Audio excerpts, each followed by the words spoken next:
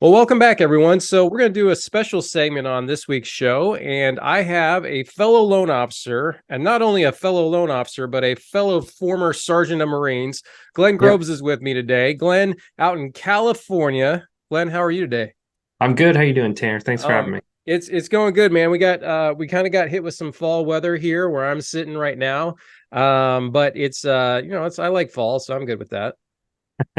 Yeah, still in the low 70s here, so I can't complain too much in Northern California. That's right. Well, I was just going to get into that. So let's give people an idea kind of, where you're at currently. And we're going to talk about some of the states that you're licensed in. But, first let's start with location and then let's Mhm. go into background. Sure. So we're located in Sonoma County, so wine country. We're about 60 miles north of San Francisco. Okay. So we're kind of the main hub here before you were to get out into like Sacramento out east from us. But north of us, there's not much, the Emerald Triangle, bunch of weed, stuff like that. So we primarily deal with Sonoma County because we go all the way to the coast. But otherwise, we do a lot of business here in the county and down in Southern California, as you can imagine, primarily San Diego because military ties, stuff like that.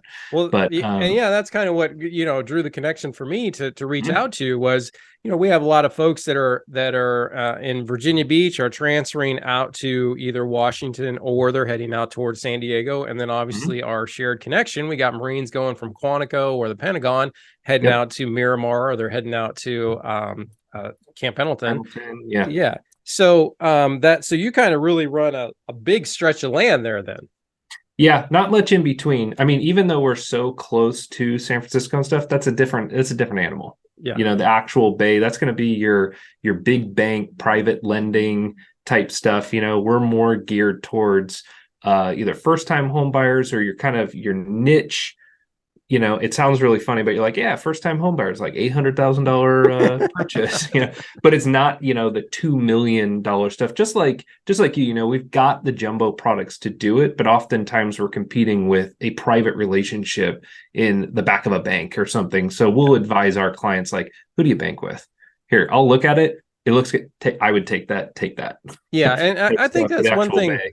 people don't really understand about the business is like if you're a bank and your client has 3 million of assets tied up in there, it's amazing how low those rates can go if they really Yeah, want them just do a to. portfolio loan. Yeah, let's Yeah, keep it on and the books. call it a day. So, and that makes sense. And it's funny being your first time buyers jokingly 800,000, but if that's kind of the price point, tell me a little bit about kind of like what type of loans are you seeing for first time buyers on an $800,000?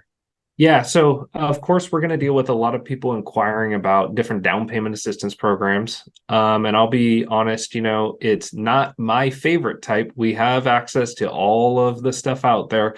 Um, Usually people end up not qualifying being in this price bracket because of either area median income or existing assets that they do have. Okay. So we will often see, I would say a good 30%, maybe even 50% of our deals have some sort of gift funds involved. The bank of mom and dad, Yeah. essentially are coming in, or there was an inheritance or something. And it's a bit of a sad state of affairs. If it's like, hey, to buy a house, you can't do it by yourself. Who You do you you need know the that's help. rich? Yes, exactly. Where's your rich uncle? Right. The others that are, scrapping it together themselves. I mean, we can do anything from a 3.5% FHA to just like you have access to, 5-10% conventional type stuff. And then it's going to be the comparison, Yeah. right? What does MI look like? What are the pros, cons? What's the property look like? Is it going to qualify for different type stuff? But I mean, we've got a pretty good mix across the board. Obviously, I'm partial to VA if they qualify for it, and looking at those pros and cons just with the phenomenally lower rates, no MI, zero down, all that fun stuff. And And no then, but go into your backstory a little bit. Can you buried the lead there? So I'm looking at the EGA behind you. For those yeah, of you, Eagle, Globe, and Anchor. So tell everybody a little bit about your history, your military service. yeah. So I went into the Marines in 2005, got out in 2010 as a sergeant. I was down at Miramar and in San Diego, worked on F-18s, was an electrician. So that was great. I actually was just back down there a couple weeks ago for my old squadron was being decommissioned. So it was Oh kind of a wow. blast from the past. I haven't been on the flight line in like 14 years. It was like, whoa, okay, still the same, looks the same. Yeah, that's right. That's right. They're not they Um, don't just like fly by themselves 100% of the time now. So yeah, absolutely. But it was really cool to see some old connections there and whatnot. But would totally do it again. Loved the people. Was tired of kind of the office politics, if you will, of it. Just like I'm sure you could attest to with all those. But that gave me a really good basis of kind of having a level head, I would say, going into this business, because you can go through a lot of ups and downs. And I grew up around the business. My mother's been a broker, a real estate broker since 1978, wow. and in mortgage since 1995. So I grew up around kind of the words amortization and math and the paperwork. And I was a notary at 18, doing signings and stuff. But once I came back in 2010, I went into business with her. We worked for a couple or a brokerage. Then they got bought by Caliber. Then we left and opened our own brokerage in 2017. So we've been out on our own now for about 6 years. A lot of moving pieces, as you know, Yep. with owning your own business, but I love it. And I love the team that we have here too. Well, and let's talk about that a little bit. I think when I first started as a loan officer back in 2003, so I've crossed 20 years now, brokers really had a bad connotation kind of when, that 2005, 6, 7, 8, 9 Yep. timeframe.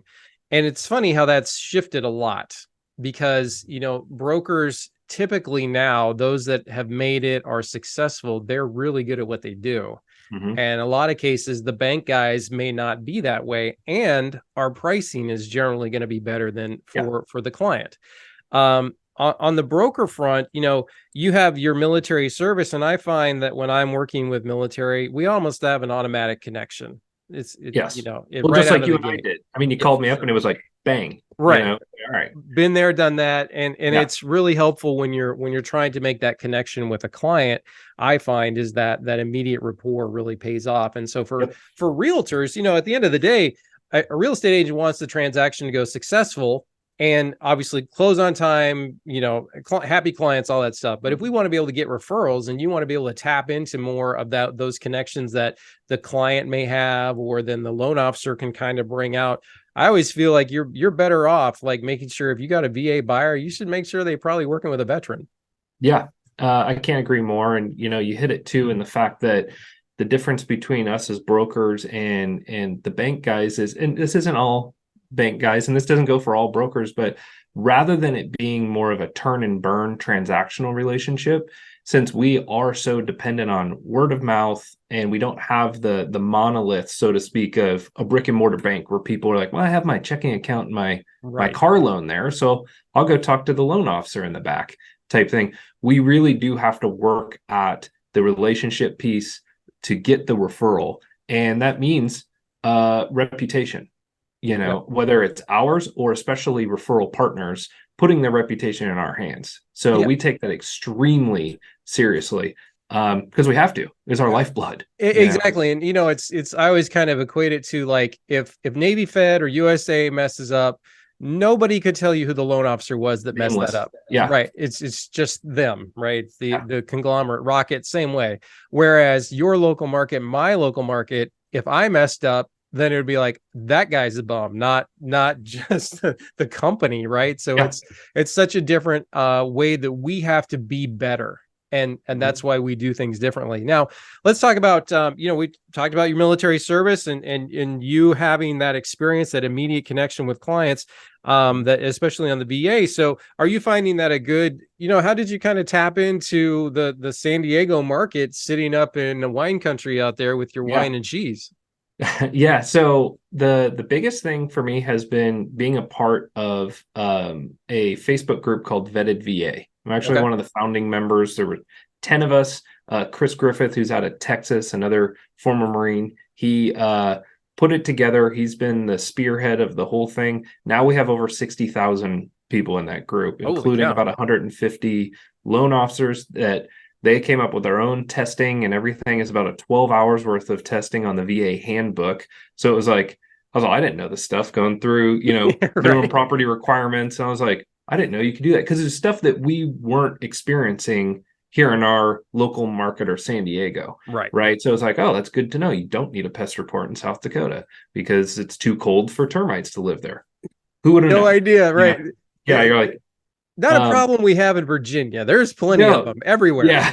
Yeah. So you looked at all that, and it was just that exposure to a slew of questions in that Facebook group, because that group is all about non-solicitation. It's supposed to be a safe place for veterans to come and be able to ask questions without getting hammered in the DMs and like, well, I can help you. I'm Where licensed. are you That's an at? immediate suspension or ban of a moderator. Nice. So it's all about just answering questions for the veteran. That made me a much sharper VA loan originator, but also exposed me to some phenomenal realtor partners throughout the state as well, that I then felt safe referring people to, right? Because I know they know their stuff Right. with VA. They had to go through the same testing. It's again a little bit more of that bond of like, oh, you had to go through that stuff too. That was really hard, you Smart. know. Okay.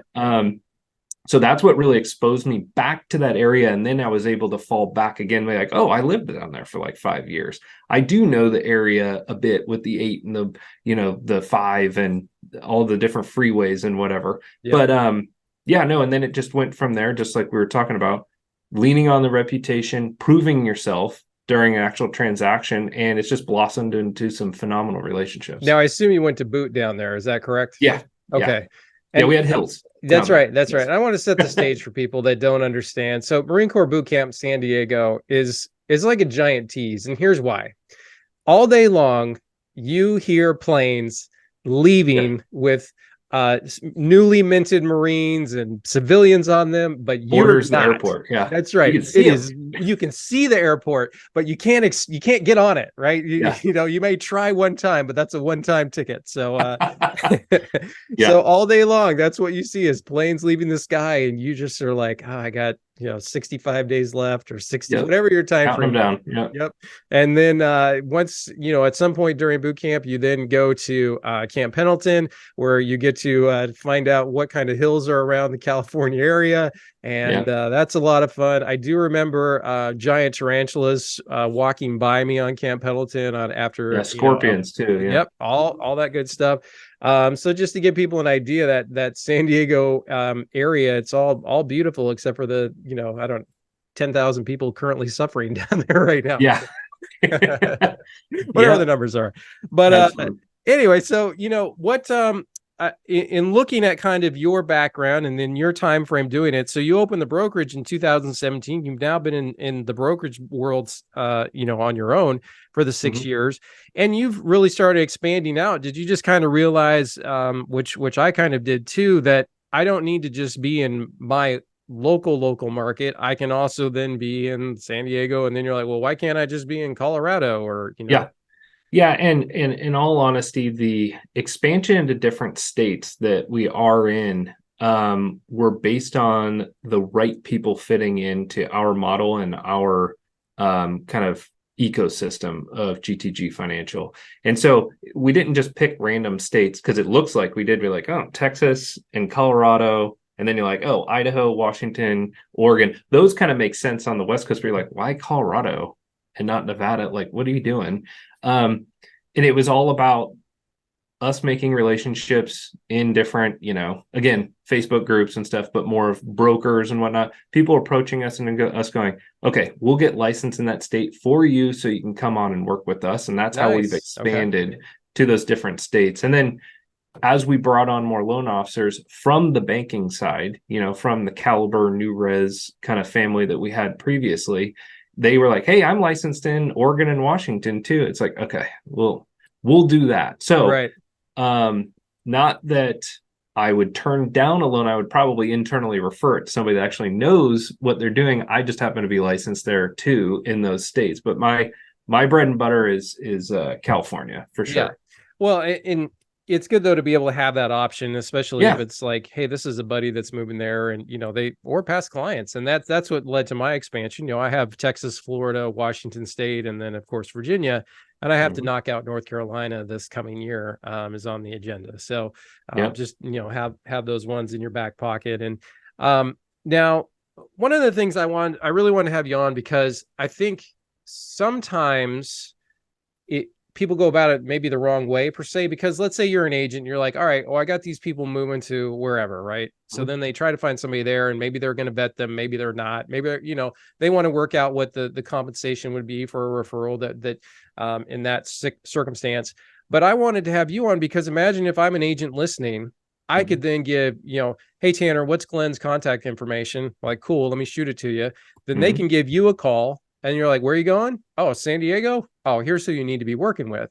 Yep. And then that agent is hopefully in turn going to be able to be a referral source for the agent that just recommended somebody for them through you. Mhm. And then Mhm. vice versa. You're like, oh, you got somebody heading towards Virginia. Well, you got to reach out to Tanner, because Yep. then he's going to be able to put him with somebody that he knows is going to do a great job for your clients, which at the end of the day, we want to look good. We want our clients to refer us, and you want to make sure that they have a good experience. So Yeah, that's the biggest thing, right? Because we've all been in that position before, right? Where you do make a referral and it's trash, right. You're right? like, oh, Not the sorry about client, that. the actual person, and they're kind of like, they didn't get back to Never me, call me back. Yep. or they told me this, and I'm like, what? They told you what? Like that's wrong because we didn't do our due diligence of having these upfront conversations, like, hey, how do you do business? Yeah. Like, what's your kind of ethos of how you treat the client and stuff? People are like, well, I'm going to get them the lowest rate possible. You're like, well, yes, That cost him but $40,000. That yeah, wasn't the what best is it? What plan. all goes into what's your thinking on that? Yeah. Because I would be, I already am referring out to states that I'm not in.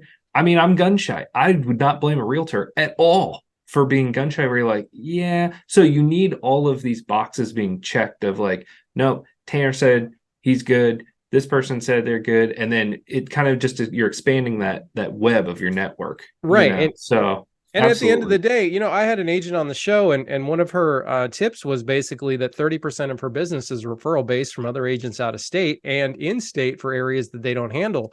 And I Mm-hmm. really think for agents, who I would probably, for agents listening, give Glenn a call. Hey, man, who do you got in San Diego that you like? Mm-hmm. This Yeah. person. So next time you got somebody in San Diego, you have that option. Like that to me is how you start forming those relationships. And Yep. especially when they'll have that connection with you, with me, and they'll go, oh, those guys know what they're doing.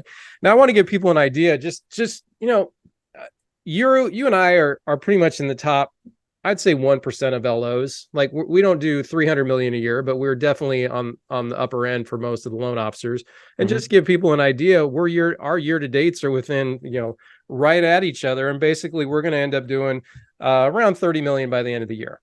And we're in a Probably. Yeah. down market. I don't know about you, but it's been a minute since I did a refinance. So normally, I had one of my guys ask me a question. I was like, hold on.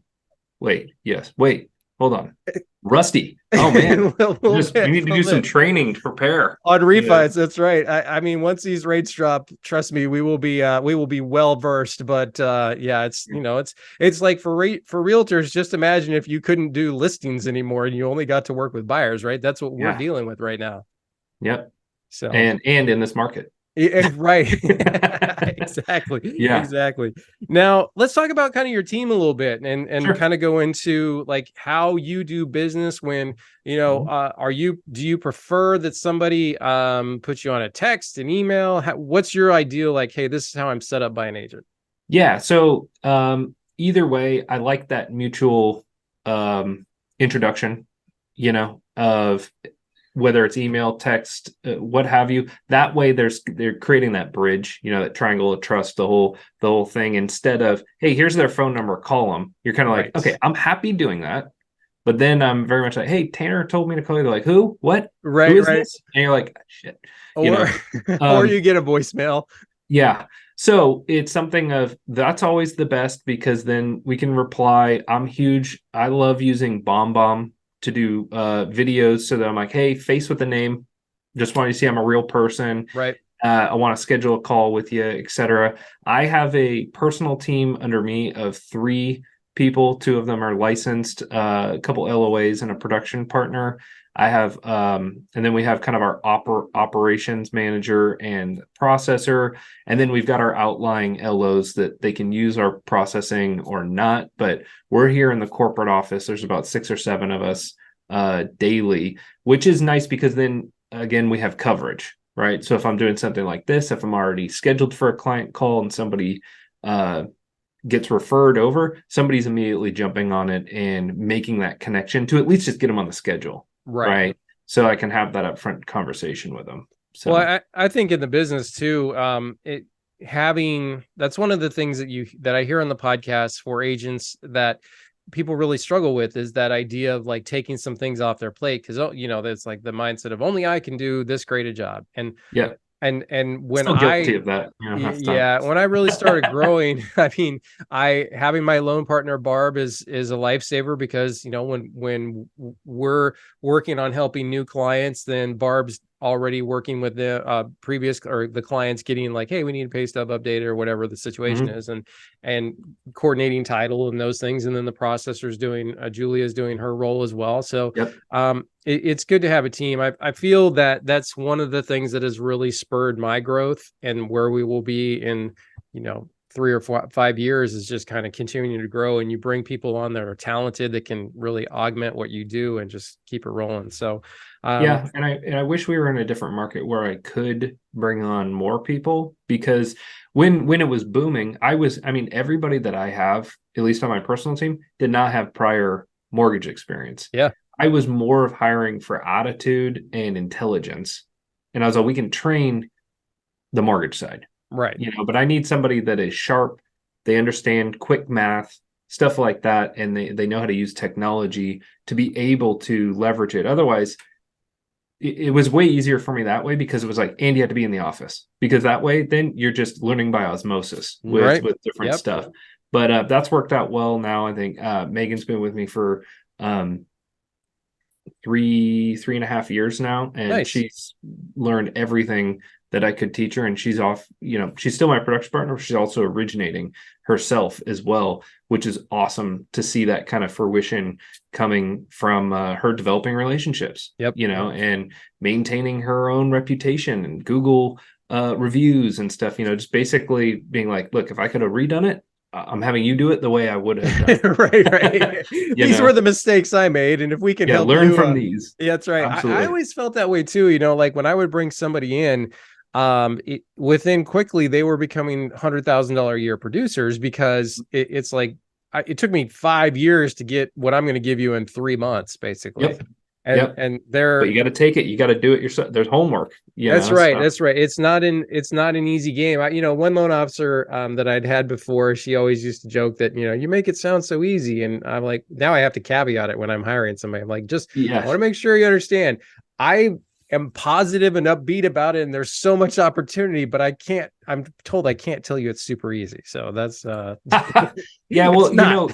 we have to take a step back sometimes too and look at it and say it's taken years for us to get our flywheel up to speed. Yeah. Right now it's just kind of like shifting gears and going, but it's that initial first year or two where it's a slog, Yeah. and get going, especially in this market. I mean, I've had a couple of people start, and one of them, he was like, I'm just going after everything that nobody else wants. Commercial, down payment assistance, DSCR, brokering private money type stuff. And I'm like, cool. So now everybody in the company's like, oh, give it to Eric. Like nobody, and he's kind of like, cool. And Yeah. we're like, well, niches, riches in the niches. So one of those type thing. I'm like, I don't want to do that stuff. And he's Right. like, I know. And I was like, well, okay, I see. There you And that's go. how it goes in the beginning. It's like you kind of get the stuff that nobody is necessarily wants. But you know Yeah, what? Somebody's got to make that happen. All right. Well, let's kind of finish it up a little bit with let's talk a sure. little bit about kind of what you're seeing from your agents right now. Mhm. What are some of the characteristics or some of the things you're seeing from the top producers you're working with that are kind of maintaining their level or increasing, or what are they doing on a regular basis that stands out to you? So I would say that the biggest thing, and this sounds, pretty fundamental, but I've gotten a chance to sit in on some of these too, is just a really thorough buyer's consultation. Nice. And they've got all their material laid out, and when possible, they want me there with them, which I love because I can kind of piggyback on some of the things, so they can reference things and ask me during it, and the client really then feels like, wow, I have a team. Right. Right. And then they'll turn it over to me. So sometimes it'll turn into a 2 hour thing because they'll do their thing. And then I'll just do my full blown Buyer discovery console. Yeah. call in person. And they're kind of like, oh, this This is awesome, to give the agent context too. Then, assuming the borrower can qualify and they are, comfortable with the monthly payment being the biggest thing. I mean, they are locked in. They are ready to go because they're like, well, I have a rock star team here on both sides of the ball that can get it to the finish line. So that's been huge. And then also them staying very much up to date and asking questions about different strategies, new loan programs, specifically, like temporary buy downs, stuff like that, because that really helps their listing game as well. With like, hey, don't reduce it by 5,000 or 5%, give a $20,000 credit, save your seller, 15, 20 grand over and above. And it's a win-win for both sides. So kind of talking to them about maybe put like that you're willing to give a 2% credit or something, something like that. And that's really helped a lot of them. But otherwise, they're all back to the whole chop wood, carry water, fundamental type stuff of they're making their calls. They are staying in contact with their database. They're hustling. The silver lining has been we've actually got time now that we're like, hey, some of my agents up here, I'm like, hey, let's do the housewarming party thing. Like, everybody's always talked about like doing it. We're like, we're actually going to do it. We're going to throw it for this great client and all their friends are going to come over and we'll just work the party and stuff. But we never had time to do that stuff before. Right. I mean, you're already working 60 hours a week anyway. Yeah. It's not, they're like, oh, great. We can have a housewarming party if, I got 9 buyers that we just lost out on 9 offers. And so it's a little defeating, but that's really a great point. And it just shows that across the country, the standard is the standard, right? You got to be making those phone calls, staying in front of people, and really just hitting that past database. Yeah. And there's one other thing too, and you and I have both talked about this together too, is cutting out the unnecessary stuff, just getting as thin as possible right now. Yeah. Both for lenders and for realtors. That was a very hard decision to make. We made it last year. I mean, admittedly, we held on a little bit too long and it cost money, but it's something of, I don't see, we're in like a tiny little gully right now. What rates are, if somebody's listening to this, rates are high 7s right now. I mean, they were just in the 8s. We had just a little bit of reprieve. We could be right back in the 8s tomorrow. By the time we're done with this conversation. Right.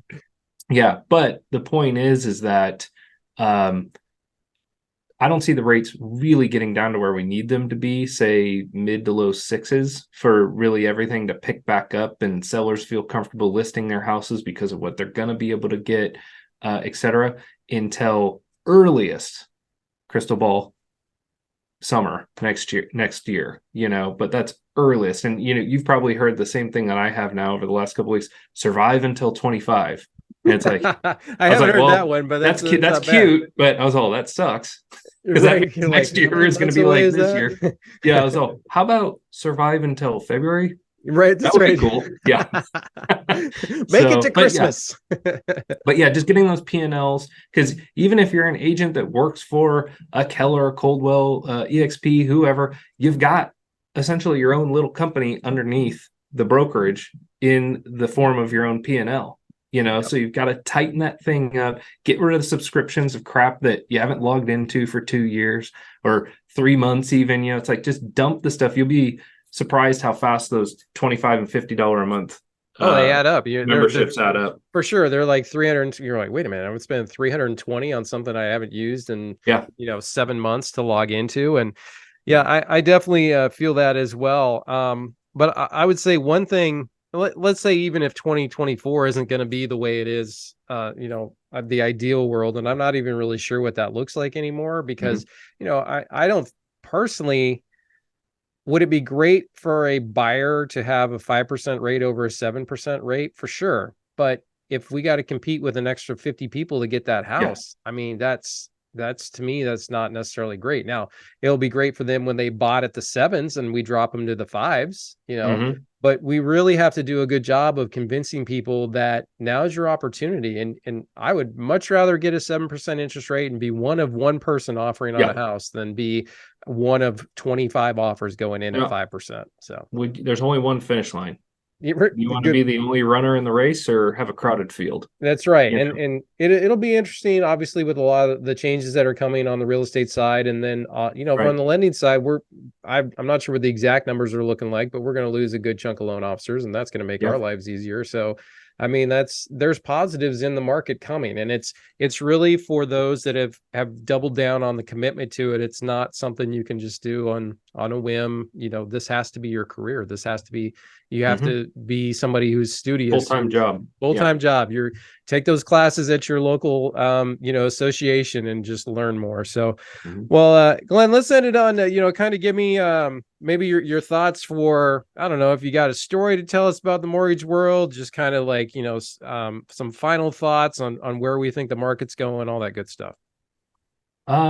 Where I think the market's going, and you were just alluding to it, is I think that there's a lot of buyers out there still waiting for the perfect scenario, right? They're waiting for either rates or prices to crash or a combination of both, which those people have delusions of grandeur, right? That's right. But one or the other, it's going to be a seesaw, right? So it's like if the rates go down, the prices are going to go up because of the competition. Yep. As the rates have gone up, we have not seen the prices Go down. crash or Right. anything like that. We've seen overlisting and then corrections be made to that. I actually have seen a short sale recently that we were involved with, but you looked at it and you go, well, that was just, it was irresponsible. Like when you pulled like the property profile and you look at it, you go, who gave them that? Oh, it's private Right. money. Like whatever, okay, Right. they're in a short sale situation. But on the whole, everybody, a consumer listening to this is gonna be like, oh, this is just mortgage guys telling us it's always a good time to buy. It was a good time to buy in 2020 and 2021. You go, well, the adage there was the money was so cheap, right? It almost, and it did in a lot of cases, warrant the overpaying for some of these assets. Right. Because guess what? The asset has not deteriorated. Right. It has appreciated. Okay. And now it's more of, well, the money's really expensive, but you're not going to have to overpay to acquire the asset. Yep. Right. And you can always renegotiate that monetary piece via a refinance later. When's that going to happen? 12, 24, 36 months. I don't know. You can't bank on that and say we could last 8 months at this payment. You're like, then don't buy that house. Right. It's too expensive. Right. Even if somebody tells you can qualify on paper, does not mean you should do it. Well, the interesting thing though is how quickly does rates drop. When they drop quickly and they drop fast, and it's just like wow. Just you go to bed one night and they're 7, and the next thing you know they're at 6 and an eighth, and then they're talking about them falling again. So I feel like every 3 years in my career I've seen an opportunity. So that's kind of what I'm telling people, that every 3 years I've seen an opportunity. Yeah, and what happens though is that you have those buyers, they get caught up with like, well, just call us as soon as the rates go down and we'll go make an offer on a place. You're like, that's not how this works. Right. You'll have the decision to lock or float once you're in contract on a place, but focus on the actual house. Know what your limit is for your monthly payment. Work the math backwards. All we're doing is simple algebra. How much cash do you have? What kind of payment do you want to work or want? And work that back into X, which is what's the purchase price? Yep. Right. So that's all we're doing all day and showing people side by side stuff so that they feel comfortable going out there. Well, we're going to wait. You're like, so I'm starting to show people like, hey, here's your 7.5 rate. Here's what 6.5 and 5.5. Oh, that's not that big a difference. You're like, right. Thank you. Because that price would be much higher. It's going to wash out a lot of those perceived savings. So the point 100%. is, when the time's right, buy. Yep. It's a good time to buy. It's always a good time to buy. It's an appreciating asset for whatever, 75 out of the last 72 years or something like that. Like just crazy stats out there. But yeah, I think it's always a good time to buy, especially as your primary residence. Investors, a little bit different. A little bit different. That's right. Different story there. Right. Well, I hope everybody's kind of getting the feeling that I am, Glenn, that you really know what you're doing, and that you are somebody who takes the time to work with the clients and give them the options, show them why this is a good decision. And for agents that are out there listening, we have to have people rowing in the right direction right now, and in the same direction. And if we want people to get over the fear of not buying, you got to be working with professionals that can help you convince them that it's a good time to buy. And that's what I really got out of it. So Glenn Groves out in California, GTG Financial Mortgage Brokers. Reach out to Glenn, or better yet, just hit me up and I'll get you Glenn's contact info. But Glenn, why don't you run us your cell phone and your email real quick so everybody's on the same page? Emails Glenn with 2 N's, GLENN at GTGFI.com. And phone number is going to be 707-217-1177. That's my personal cell. Perfect. I appreciate it, brother. We'll talk soon. All right. Thanks, buddy. Thanks, Glenn.